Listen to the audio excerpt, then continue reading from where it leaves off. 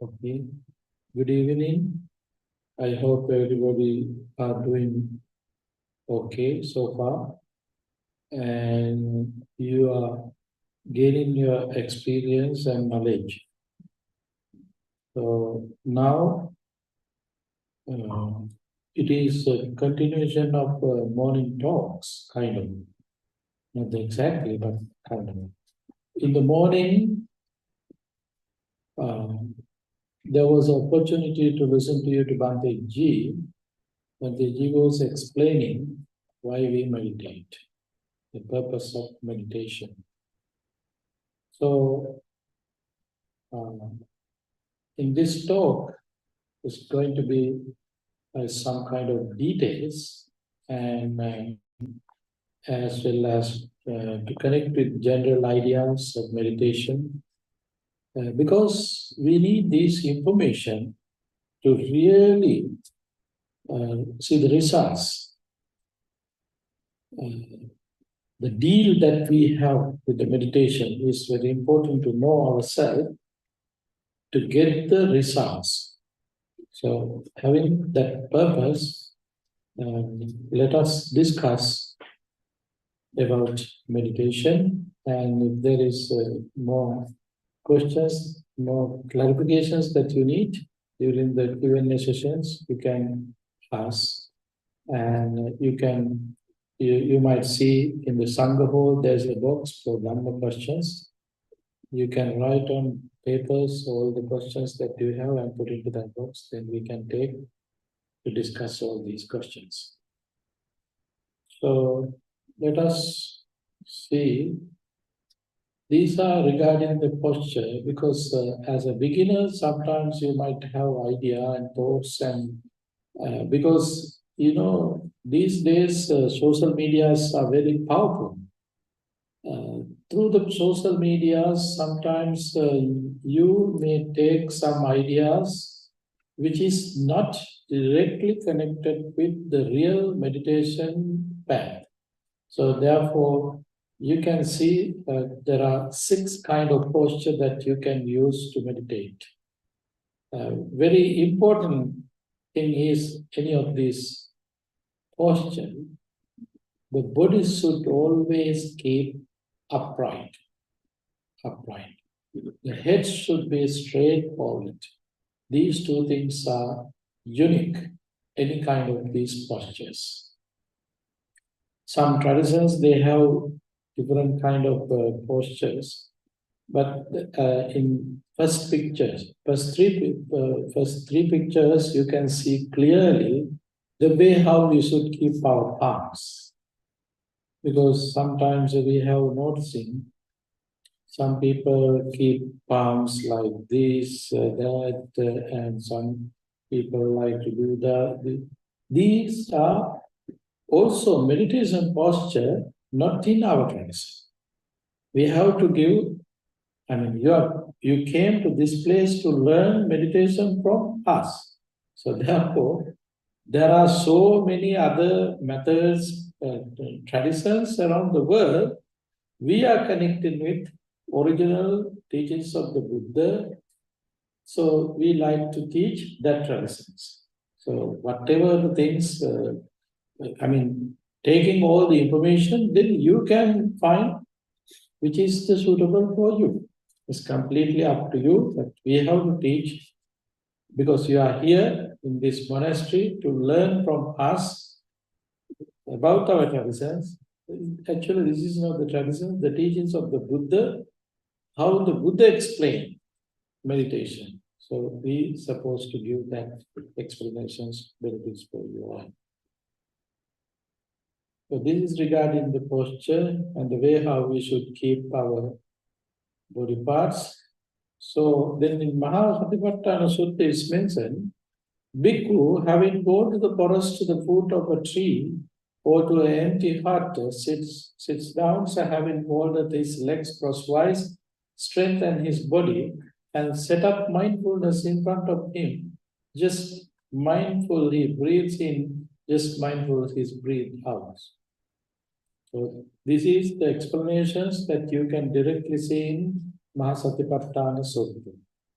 Not only Mahasatipatthana Sutta, even in Girivananda Sutta, and actually related to Mahasatipatthana Sutta, there are few other suttas. All these suttas, you can see this guidance given by the Buddha.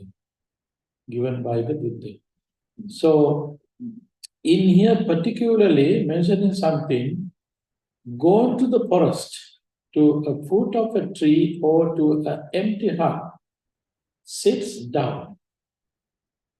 Why the Buddha mentioned to go to forest or foot of a tree or empty hut? Why the Buddha mentioned to have this kind of place to practice meditation? What is the purpose of it? The purpose is, at the beginning, as a beginner, in your practice, beginning of your practice, there might be so many disturbance through your faculties or bases. Eye, ear, nose, tongue, as well as your familiarity. I mean, you like to keep in some ways, just for example, when you start to meditate in your room is not maybe comfortable place at the beginning of your meditation because there is a bed, which is the most attractive thing. So therefore, oh, why I am sitting on this cushion, better to sit little bit on my bed. There might be some kind of advice from your mind. This is the way how defilements are cheating us. Defilements are appearing in our mind in different ways. They cheat us. They are driving into wrong directions, giving wrong directions for us. Therefore, at the beginning of our practice, yes, we have to find place, not usual place, kind of a new place. And then it might be a forest. Forest means in here, the place where familiar people or familiar things are not there, as well as under a tree. Under a tree also means it's related to the forest. You don't have anything there, no any pictures there, no any other materials that you like to see and like to keep with you. You don't have anything those. So therefore, it is also very supportive. Environmental supports is there. And empty hut, nothing is there. Just might be all there. So it is very easy for you to keep calm and quiet. Because we know naturally we have a mind which we call monkey mind. We all are holding that monkey with us all the time. That monkey always try to run here and there. So we have to deal with this monkey. We have to deal with this monkey. What is the nature of our mind? What is the nature of our mind? The Buddha used few similes. Few similes are there, in particularly in Dhammapada, small Dhamma books. There's a stanza, Vaharijova talekitto okamokata ubbatu. The fish just came out from the water, always trying to go back to water. In the same way, mind always like to hanging around with some ideas, thoughts, future plans and memories. That's the nature of mind. So when the fish come out just from the water, always trying to pay attention and develop his energy and effort to go back to water. That is the nature of the mind. Mind also always connected with the experiences, memories, future plans, all these things. This is the nature of monkey mind. There's another simile that Buddha used. Mind is like a wild ox just came out from the forest. Wild ox always trying to have his freedom. Wherever he want to go, he like to go. He don't care. Whoever is there, it doesn't matter. In same as our monkey mind. At the beginning of our mind, ready to run here and there. That mind always looking freedom from everything. Don't care anything.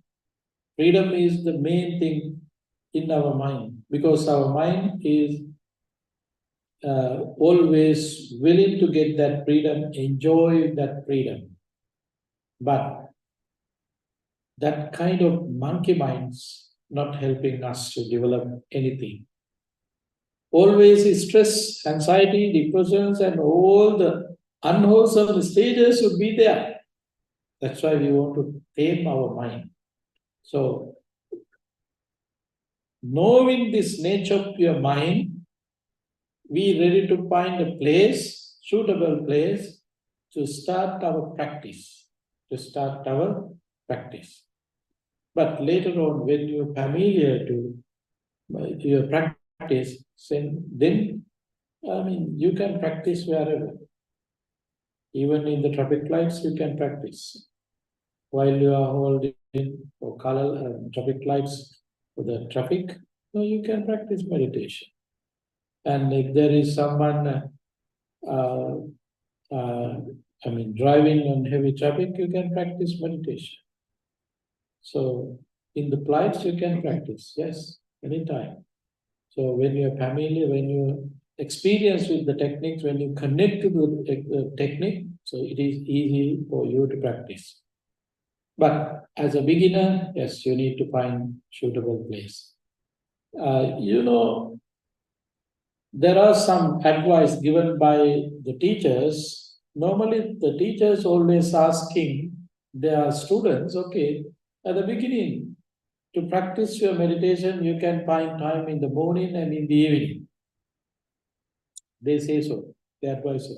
But sometimes, like a society in here, we may not able to find good time just considering morning and evening, because just think about in the morning, the place where you are living with others.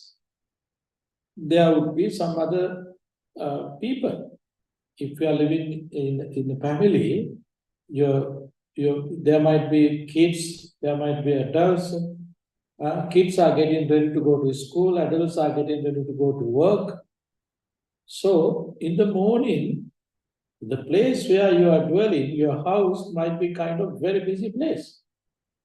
Everybody has some kind of things there. So that kind of place is not very good place, very supportive place to your practice.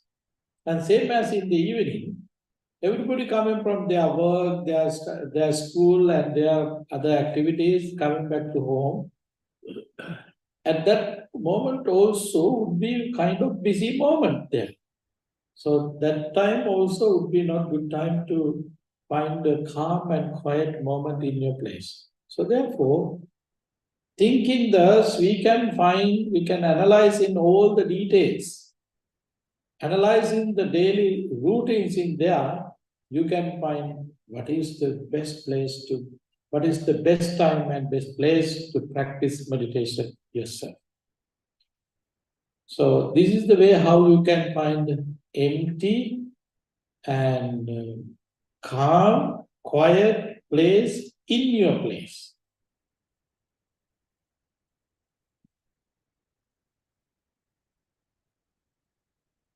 Be mindful in walking, in sitting, and standing, in sleeping, even in deep sleep. When you have experience, you can apply meditation in your daily routines, daily things. While you are walking, you can meditate. While you are sitting, you can meditate. While standing, you can meditate. Sleeping, you can meditate. Even in deep sleep, you can continue your mindfulness. You can continue your mindfulness. These things not happening easily. To happen, to do these things, you need to really attain jhanic level. Otherwise, it's not happening. So, let us think, let us get ideas about what is meditation.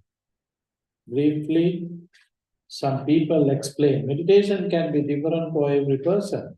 If we tell you in very simple words, this is a process that teaches to control your dynamic mind and desires.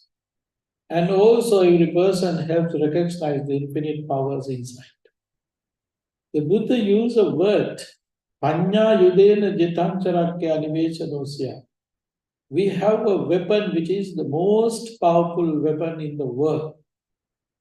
What is that? That is our mind. That is our mind. Just see the world, what is happening in the world.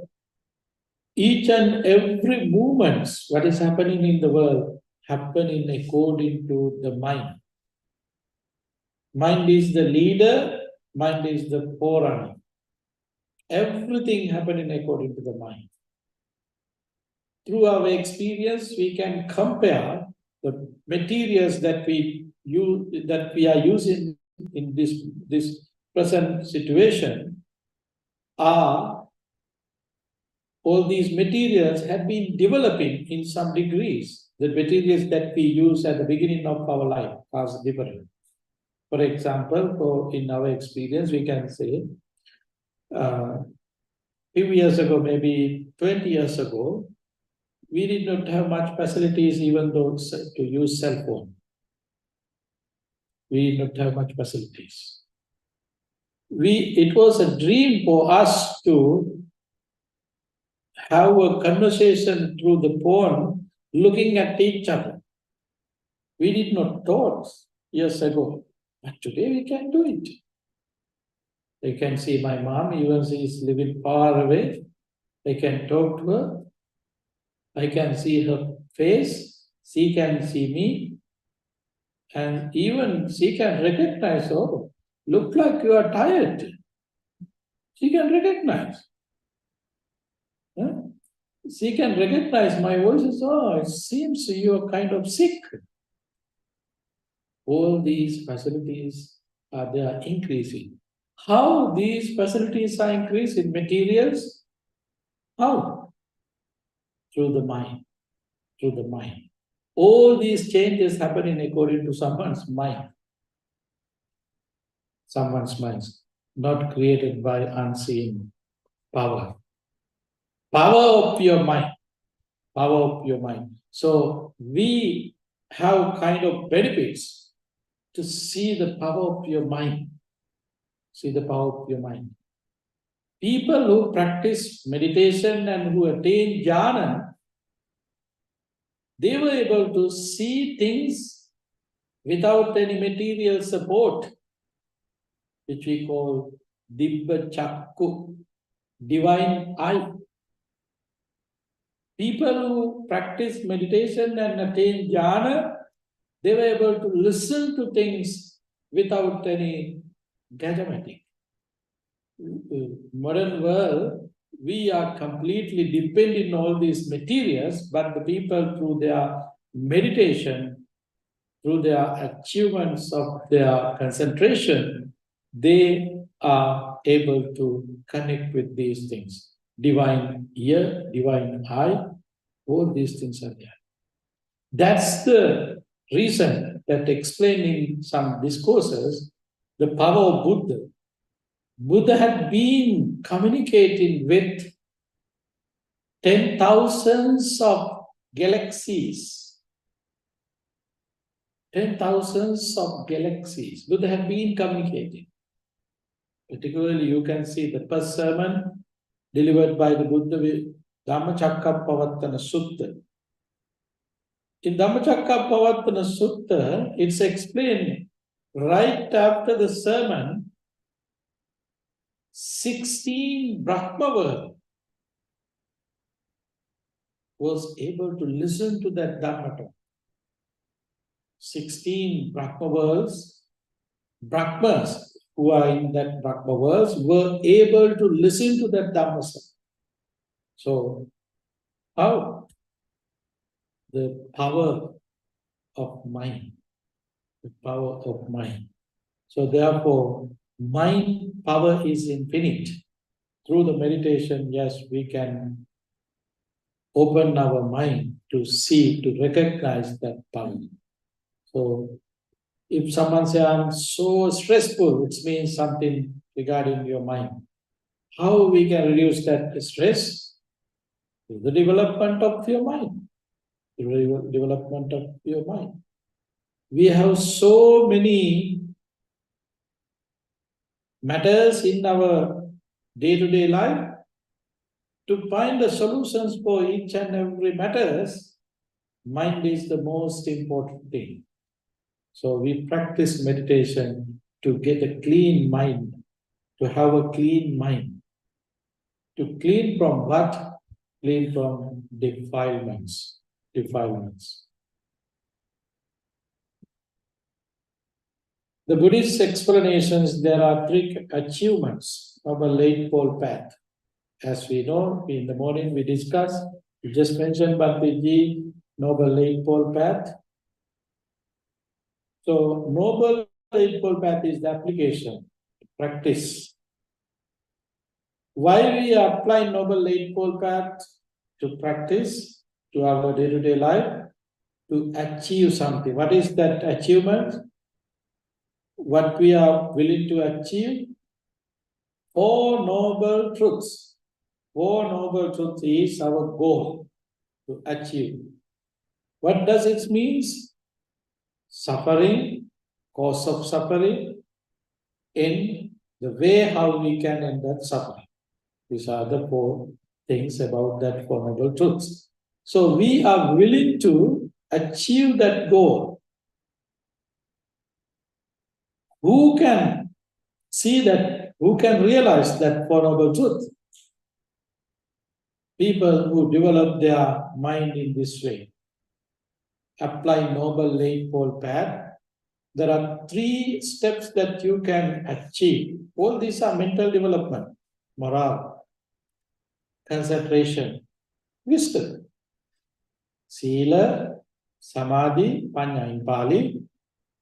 In English, morale or discipline, concentration, and wisdom.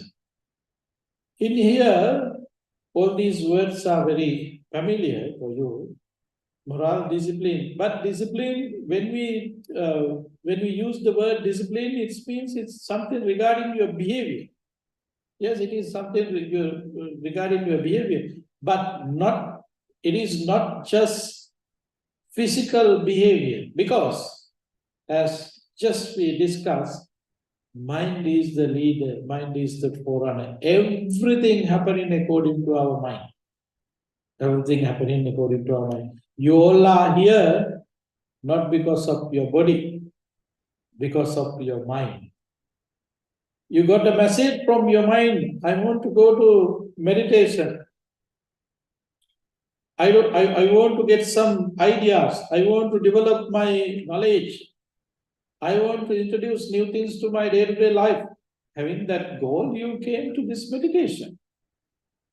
So that thoughts came through your mind.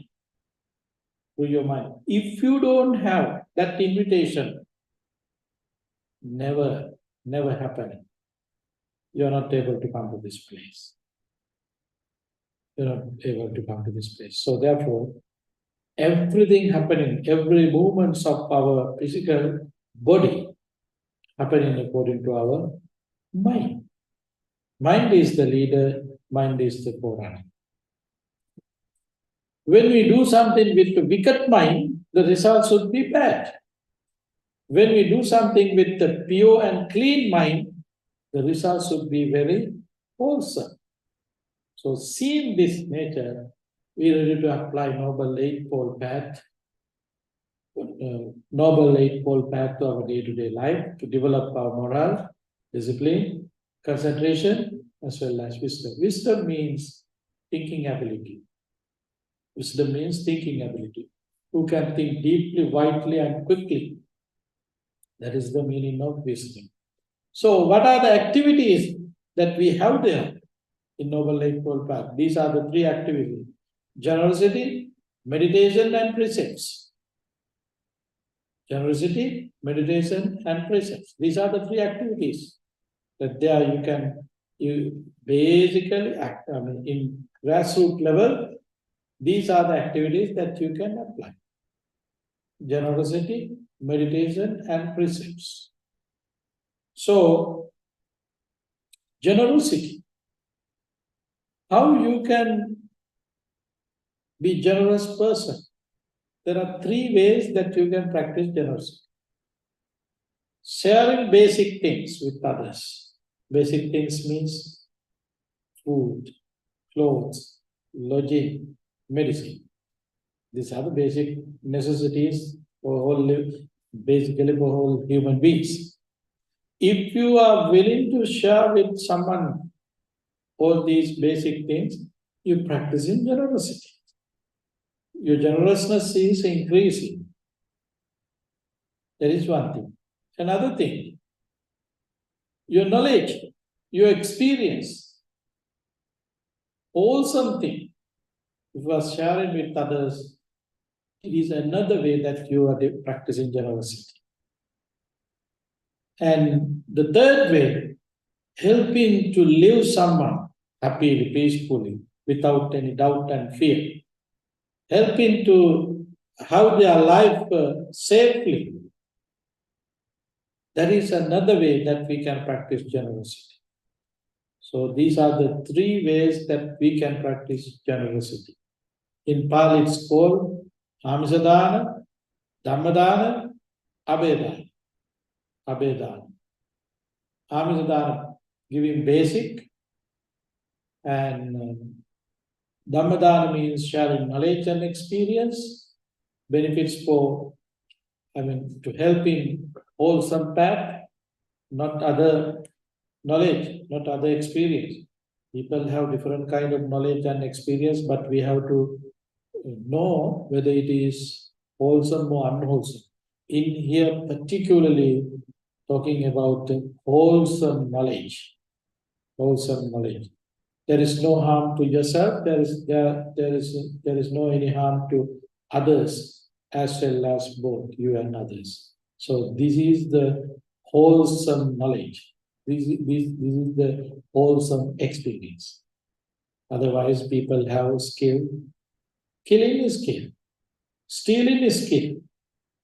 So these are not wholesome. Killing is stealing. These are not wholesome. If someone sharing these skills with others, that is not Dhammadana. That is not sharing your wholesome knowledge and wholesome experience. That's why there's explanations for that. It should be wholesome knowledge. Abedana, Abaya means helping to live someone happily, peacefully, without, it means basically worryless life. What is the most important thing in this very life for us? To live peacefully, freedom for living. So, when we are promising ourselves to not to disturb anyone's life, we are helping them. As well as there's a very simple method. Sharing our human quality, if we can live. These are human qualities and human abilities. We can practice this generousness. We can practice this generousness. We can share this generousness with others. What is that?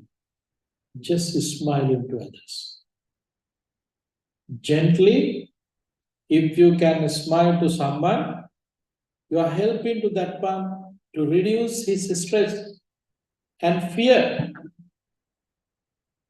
That is one of the way that you can practice generosity. Just smile gently. Not like ha ha ha ha. Very smile, gentle smile is the smile. Why? When we are living together in this society without sharing any thoughts and idea, we always have doubt. Oh, what kind of person is? What is he thinking? Is he happy? Is he unhappy? There are so many doubts there, doubts arising in your mind. So to reduce that doubt, just smile. Smiling, gentle smile can reduce all these doubts and all these questions. All these questions we can reduce. So this is the way how you can practice generosity.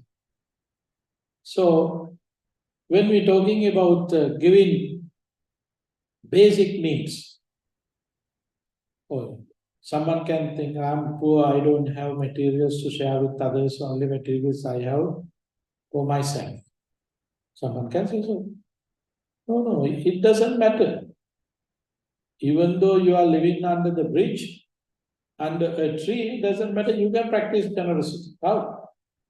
You don't need the material, extra material to practice generosity.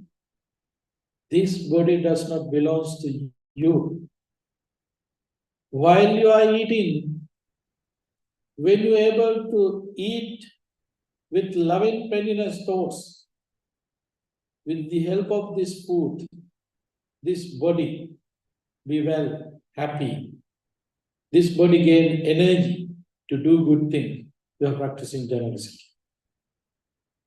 There are so many unseen beings in this body. While you are eating, you can think about them. Oh, there are so many beings. All these beings be happy with this food. You are practicing generosity. While you are making your cup of tea, you can practice generosity. While you are able to cook some food for your family members, you can practice generosity. They're going to eat this food by the power of these nutritions. May they be well, may they be happy, may they develop their energy and power to do good things. You are practicing generosity. Therefore, to practice generosity, you don't know to go somewhere else. Inside the place where you are living, you can practice generosity. So it is the way how Noble Eightfold Path that we can apply in our day-to-day life. So the precepts are basic things. What is the purpose of precepts? To develop fear and shame to do unwholesome activities. That is the meaning of precepts. To develop fear and shame to do unwholesome activities. That is the meaning of precepts. Being born as a human beings, we are not supposed to live in this world as an untrained person. Our training coming through these precepts. We can think in different way, we feel in different ways. So to come to that level, we need precepts, which is very supportive to develop our mindfulness. Being mindful means there are two questions that you have to always keep in your mind. These questions are very supportive for our precepts. Who I am. That's the first question. Who I am. The second question is what I am doing. Who I am means I am a Smith. No, that is not the meaning. Who I am means at the end you have to get the answer. I am a human being. It doesn't matter male or female. It doesn't matter you are living in this country, that country. At the end, we have to come to an answer. I am a human being. This is unique answer. I am a human being. So then what I am doing, things that you are doing, you have to connect with your answer. I am a human being. So then things what I am doing, whether it is suitable as a human being or not, to come to this level. So that's why you have to ask second question, what I am doing. If there is something which is not supportive your human quality, so then you're not supposed to continue that kind of activities. What I'm doing means this is the answer, this is the results of your mindfulness. So then you know, as a human being, I'm not supposed to do such a things. As a human being, I have to behave like this. As a human being, my behavior like this. So you know that. Knowing that, you can change even your behavior. You can change your thinking pattern. You can change your values, norms, taboos, and everything. That is the results of your precepts. That is the results of your precepts. Don't think about the Buddha's teaching. Oh, these are coming from Buddha's teaching. These are religious. Don't think about that thing.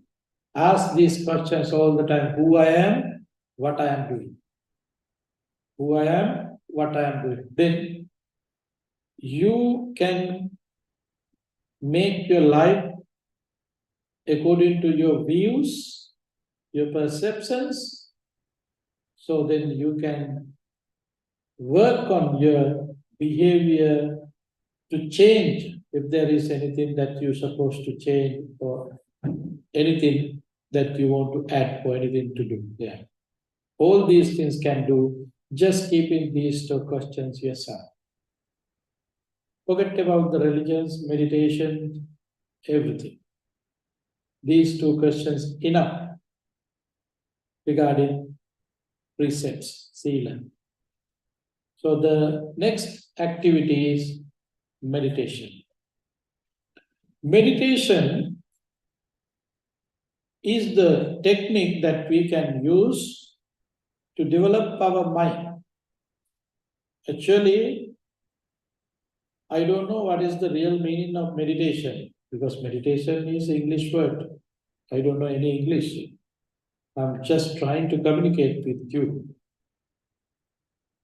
In Pali, we have a word for this. We call it Bhavana. What is the word? Bhavana. You all are here, where? In Bhavana society. Bhavana society. Why Bhante ji, instead of using meditation society, why he used this word, Bhavana society? Why? What is the reason? The reason is meditation word, that word meditation is not really giving that meaning, what bhavana meant. According to the commentaries, it says, bhaveti etayati bhavana. Bhaveti etayati bhavana. It means seeing your unwholesomeness, paying attention to control your unwholesome thoughts. That is bhavana. I don't know, you can get that meaning with this meditation. This is the bhavana means. Seeing your unwholesome thoughts, paying attention to control that unwholesome thoughts, that is bhavana. That's why I use the word mind cultivation. Mind cultivation. But generally we all are using this word meditation. Let us use it. That's okay. But keep that meaning. Why we are meditating? We are meditating to cultivate our mind, to see our mind very clearly and pay attention to reduce our unwholesome influence. Unwholesome influence of our mind. That is the purpose of our practice. So keep that word meditation and same time keep the meaning. What does it mean? What does means meditation? Keep that meaning. Okay. So this is about Noble Eightfold Path. The person who practice this Noble Eightfold Path, these 8 steps, that person is the person who can develop morale, concentration, and wisdom. It's happening with developing mindfulness, concentration and wisdom. So then that person is the person who can see things as they are. What does it mean? In the morning, Bhante mentioned about there are 3 characteristics: impermanence, suffering, selflessness. So a person who develops their mind in this way, he is the person who can see, who can realize these Dhamma, these eternal truths. Suffering and selflessness, anicca, dukkha, anatta. Anicca, dukkha, anatta, these are the Pali words. Anicca, impermanent. Nothing impermanent. Impermanent. Impermanence means nothing exists. Nothing exists. It is impermanent. So nothing exists. So then suffering and selflessness. These are the 3 significant things that we can realize through our wisdom. When someone able to realize these 3 characteristics, that person is the person who is detached. Viraga and Nirodha. That person doesn't have any interest about the world, but it does not mean that person can't live in the society. No, that person can live without attachment. Without attachment. We are living here with attachment. Person who realizes the nature, the reality, that person also live here with us without attachment. This is the only difference. We eat for what? For what we eat?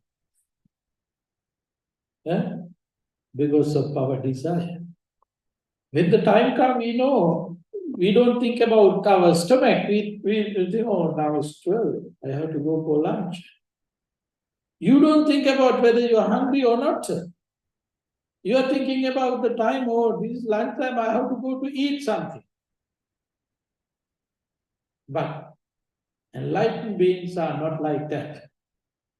They really go to eat because they feel their hunger. They are hungry really. So they take food as an obligation to take care of the body. They take food as an obligation to take care of the body, because this body depending on food. Their mind is not dependent on food, but the thing is, our mind is dependent on food. That's why we are looking the best restaurants. When you go to restaurants, we are looking the best restaurants, the best food, the best service, everything would be there. Because we are looking not just food, everything depending on our mind. The enlightened being doesn't care. They take food as obligations to take care of their body. This is the difference. This is the difference, because they don't have attachment. We sleep because we are attached to sleep. They sleep to give a rest for this body, to help this body. So next day when you go to home, and while you are sleeping, don't say, I'm helping my body, give a rest. Okay? Don't take excuses like this. I'm like now Arahant being, I don't have any attachment to my bed or my sleep. I'm just giving rest for this body. No, that is not. It's supposed to come through your mind. These are the differences with the enlightened beings and the mundane people. So therefore, as a person who practices meditation, they can come to this kind of stages through their development, through their mental development. So That's why we practice meditation. These are the mundane things. Stress-free, reducing aging, energyful life, help you appreciate life more, help you feel more connected. All these are general ideas and general thoughts that people explain about meditation. I know most of you are, perhaps sometime you came to this meditation retreat having this goal to reduce your stress, to reduce your anxiety, and get support, focus on very special things that you already paying attention. They might be the reason. Those are kind of mundane, very low level results that we can achieve. Meditation means not, I mean, we don't want to pay attention for these things to achieve through our practice, meditation. These are nothing. These are something like this. Just think about we are in here, West Virginia Highway. We want to go to Washington, D.C. Washington, D.C. is our destination. But when we take in Route 66, we have to go through some cities. The closest main city would be Front Royal and Fairfax. We have to go through all these cities. While you are going through these cities, there are so many things that you can experience. There might be very beautiful sceneries and very attractive buildings. Maybe there are some attractive people, who knows? All these things would be there. But you have a goal. What is that goal? DC. Yeah, DC. Going to DC. The same way as Buddhist practitioner, we have a goal. What is that goal? To realize one about truth. That is the goal. So these things are nothing with that goal. We don't want to stay with these things. These can experience anyone who just practice, and I mean, they might not be able to go into deeper level of practice, but they can see these results, even in the surface level. Many researchers say that meditation is spiritualism, but it is also related to science. The body benefits from its regular practice. Science has also accepted this, and through scientific researchers, it has been confirmed that regular meditation makes the mind healthy and keeps the memory alive. It also makes the body stable and strong. There are so many research around the world, and regarding, I mean, there are some conference happening around the world, mindfulness conference, and sometimes there are conferences regarding neurology, research conference, and doctors conference. So many conferences are there. Each and every time we can see some people submitting their papers through their research. So they all are talking positive things about meditation. So therefore, meditation is not a religious thing. Okay? Meditation is not something religious. Even though they use spiritualism, that lism part is not belongs to this religion, this meditation. This is way of life. These skills belongs to human skills. As human beings, we have to apply this, we have to develop these skills to develop our humanity. Anymore, meditation is not a religious activity. It doesn't have any rituals. It doesn't have any rituals. You know, the Buddha is the first person who was talking about what we call atheists who don't belong to any religion. The Buddha is the first person who talk about these atheists. How? Where? Benefits of meditation. You can attain enlightenment following these steps. First one is Sotapanna.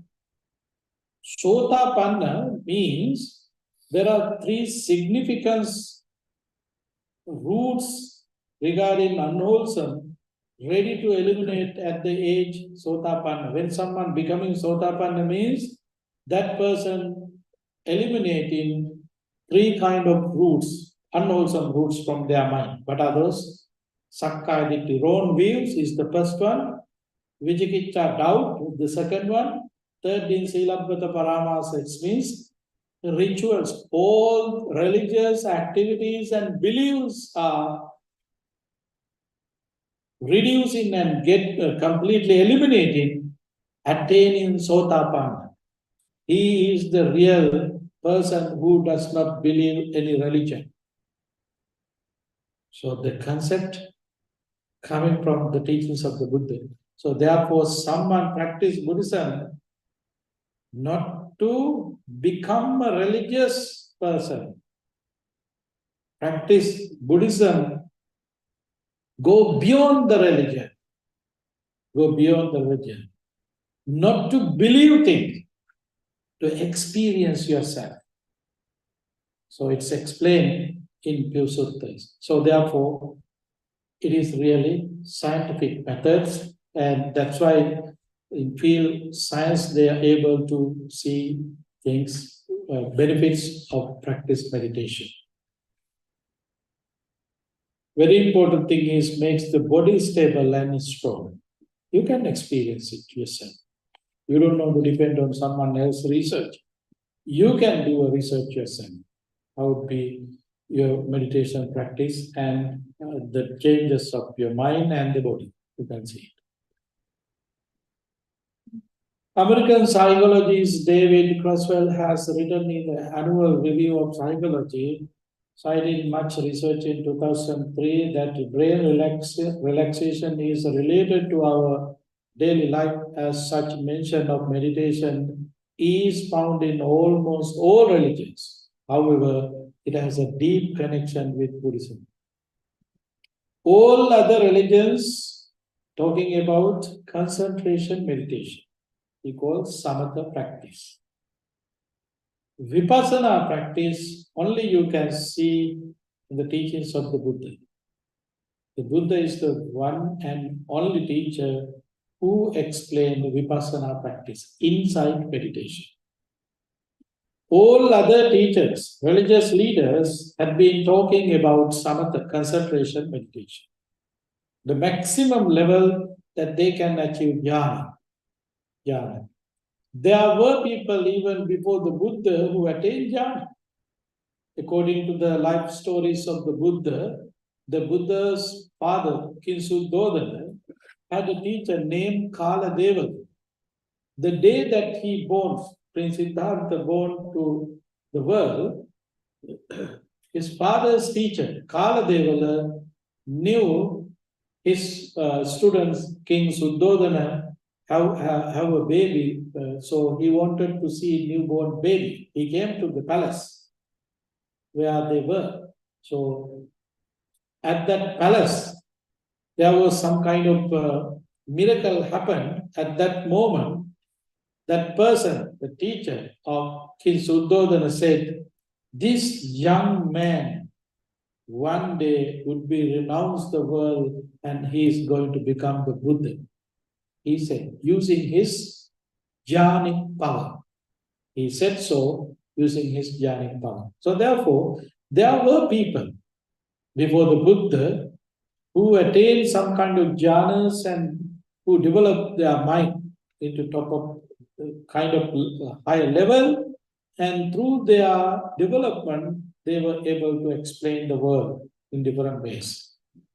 Ayurveda, you might heard that medicine system that you can see in India and some Asian country, Ayurveda, the medicine system introduced by those people who develop their mind into jhanic level, Ayurveda. And other one is astronomy. Astronomy or astrology? Astrology. Astrology. Astrology also introduced by those people who attain jhana, So therefore, using their mind power, they had been contributing in many ways. People who was there long time ago.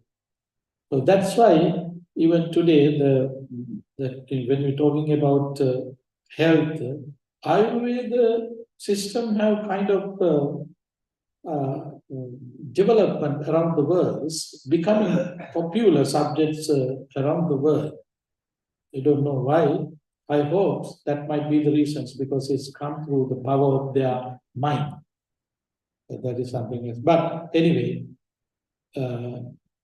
David mentioned it does have connection, deeper connections with Buddhism because Buddhism is using meditation technique, not just develop concentration to gain wisdom, This is also from a magazine. It does mention about the meditator and who is not meditator, the way how it's functioning, the mind functions. So you can experience all these things yourself. You don't want to depend on someone else's knowledge and explanations. You try to get the results yourself, experience yourself. That is the best things. We don't want to depend on, but these informations are very helpful us to develop positive energy with us. That's why I'm sharing with you. This is, I just mentioned, no need to depend on your clock, no need to depend on some structures, or you should practice in the morning 5 minutes, you should practice in the evening 5 minutes, something like that. No, take a moment in your day-to-day life to practice meditation. How long that you practice, it doesn't matter at the beginning. And developing your energy, effort, you can increase time length. Don't worry at the beginning. Okay. Otherwise, when you have concept, okay, I'm going to sit 5 minutes in the morning, how many times that you wanted to check your time at the beginning? So many times. 5 minutes now. Again, 5 minutes, no, 2 more minutes, or 1 more minute. There might be 5, 6 times you open your eyes and you are breaking your concentration. Therefore, don't make a structure yourself. Break all these structures and things. Sit there happily. No any boundaries. Sit there happily. Continue as much as you can. Whenever you feel, okay, that's enough, stand up and go and start your other works. So these are the important things. The time is past, but I have to take a little more time to explain these things. Through our meditation, we can go against for these mental stages. In our mind, we are talking about the wicked mind, unwholesome thoughts. Where are unwholesome thoughts and wicked mind creating? Because of these thoughts. These are the unwholesome thoughts. Each and every unwholesome thoughts, we have a name. There are 3 roots that arise, all unwholesome thoughts, which we call desire, anger, and ignorance. Desire, anger, and ignorance. These are the main roots. Regarding these 3 roots, there are 1,500 defilements are arising in mind. 1,500 these defilements can arise in our mind. Desire can be arise in your mind as 108 ways. Just desire can arise in your mind 108 ways. Therefore, sometimes how subtle that desire, you may not be able to recognize as desire. For example, just think about political leader giving a talk in front of his audience and saying, I love this country. If someone coming to destroy my country, I'm ready to kill each and everyone. Then you're ready to Very happy, you're ready to clap. Oh, see, he's a great person to be a country, leader of this country. But the thoughts, what kind of thoughts he is maintaining? What kind of thoughts? Maintaining. Desire, anger, hatred, everything is there. Everything is there, but we don't recognize.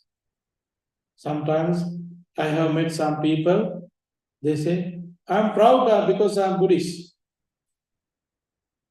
They say so. I'm proud because I'm Buddhist. Wait a moment. You're proud because of your Buddhist? How? The Buddha taught us to reduce proud, reduce our conceit, to reduce our pride. That is the purpose of teachings of the Buddha. If someone say, I'm proud because I'm Buddhist, it is un-Buddhistic. See, these unwholesome roots are arising in our mind in different ways. Sometimes we are not recognized. We are not able to recognize because our mind is full of ignorance. So, hindrances are the things that we can recognize very clearly. Sensual desire, ill will, sloth and torpor, restlessness and remorse, doubt. These are the 5 hindrances. So, there are some other things, we call them anusaya. Anusaya. 7 latent tendencies are there. What are these? Kamaraganusaya, Patiganusaya, Manasaya, Vittanusaya, Vitikittanusaya, Bhavanusaya, Avidyanusaya. This means sensual desire, aversion, conceit, wrong views, doubt, desire for existence, and ignorance. These are another tendencies that arise in our mind regarding unwholesome thoughts. There are bigger group mental, we call petas. Illusion of self, sakkaya ditthi, skeptical doubt, vicikiccha, attachment to rites and rituals, silabbata paramasa, sensual desire, kamaraga, inwill, patiga, desire to be born in fine material worlds, rupa, uparaga, desire to be born in formless worlds, aruparaga, conceit, mana, restlessness, uddhacca, ignorance, avijja.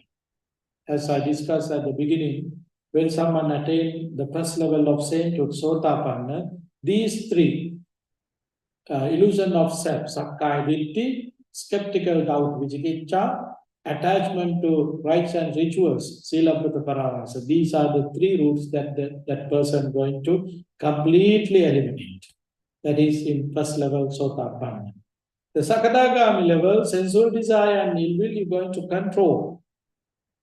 Sensual desire, ill will, as well as desire to born in fine material world. You're going to control it, reducing the effect. And so anagami level, you're completely eliminating these sensual desire, ill will, desire to be born in fine material world, and then you are controlling desire to born in formless worlds, conceit and restlessness. Attaining Arahant, the last achievement is the achievement, you're going to eliminate all these defilements completely from your mind. That is the meaning of enlightenment, free from all the defilements.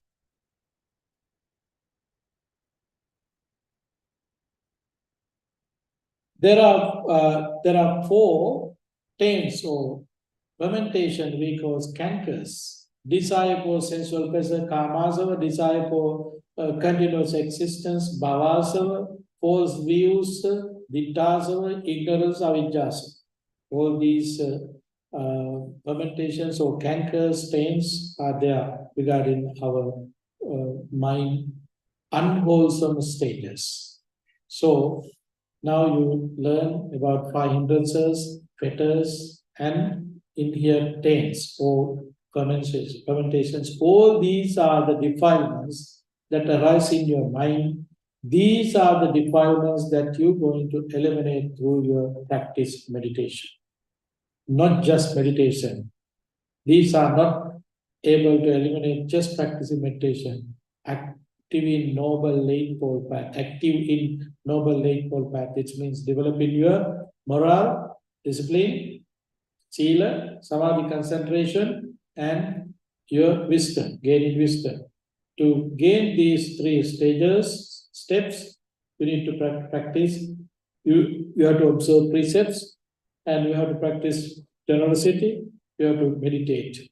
Through these activities, you can gain these results.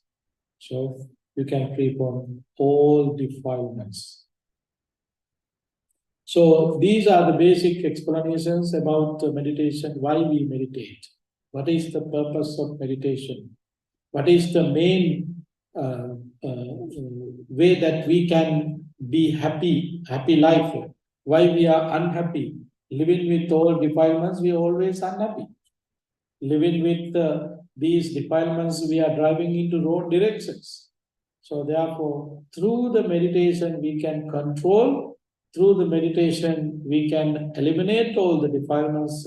Then we can free from suffering. Free from suffering. Why we are suffering? We are holding all these unwholesome thoughts in our mind. Hindrances are there, fetters are there, taints are there. Living with these means we are suffering. So the way how we can get rid of this suffering, addressing these hindrances, fetters, taints, eliminating all these things from our mind, we can be happy. So this is the meaning of enlightenment. So then, forever we can live with loving kindness, compassion, sympathy, joy, and equanimity. These are the qualities that we're going to establish through our practice. Hindrances, fetters, and taints are the things that always go against these qualities. So that's why we are not able to establish these qualities with us. How long we are living with these defilements, that long all these our qualities are going ups and down. Sometimes we have loving kindness, sometimes we have anger. Sometimes we have loving kindness, sometimes we have jealous. Same mind turning to jealous. Why? Because we are living with these defilements. So therefore, whenever we are able to control, reduce, and eliminate these defilements, then as a result of these activities, we can uplift our mind. Then we can establish our qualities with us. Okay? So thank you very much. If there is any questions, we can discuss in Q&A session. Thank you.